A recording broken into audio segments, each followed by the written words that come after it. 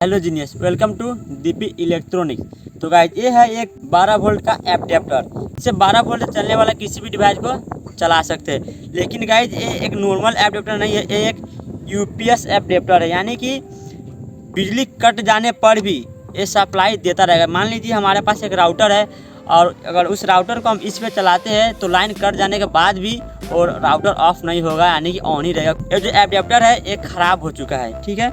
इसमें क्या ख़राब हुआ है मैं आपको दिखाता हूँ।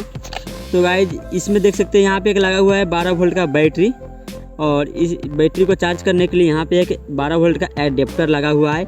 इस एडेप्टर से बैटरी चार्ज होता है और उसके बाद इस बैटरी पे ही राउटर या कोई भी चीज़ को हम इस पर चलाते हैं तो वो रन करता है। ये कुछ शॉर्ट सर्किट जैसा हुआ है और यहाँ का जो रजिस्टर था वो फट चुका है और यहाँ पे भी शॉर्ट सर्किट हुआ है।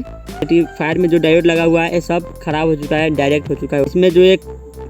इसमें एक मॉसफेट लगा हुआ है, ये भी पूरा शॉर्ट हो चुका है, इसका तीनों पिन शॉर्ट हो चुका है। और इसके अंदर यहाँ पे कितने वैल्यू का रजिस्टर था वो भी पता करना मुश्किल है।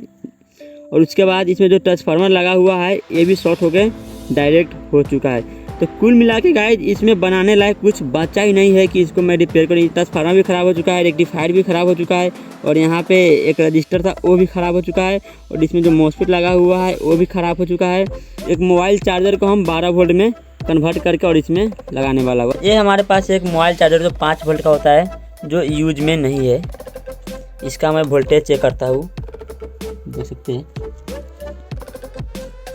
तो इसको हम 12 वोल्ट में कन्वर्ट करने वाले हैं। इसको 12 वोल्ट में कन्वर्ट करने के लिए यहाँ पे जो एक जीना डायोड लगा हुआ है जो 5 वोल्ट का, यानी कि ये 5 वोल्ट से ज़्यादा वोल्टेज को इधर नहीं जाने देगा। इसको हटा के यहाँ पे हम 12 वोल्ट लगा देंगे तो ये जो एडेप्टर है 12 वोल्ट का हो जाएगा। तो फिल्टर कैपेसिटर इसको हटा के यहाँ पे से कम 25 वोल्ट को कैपेसिटर लगाना पड़ेगा, नहीं तो ये कैपेसिटर फट जाएगा।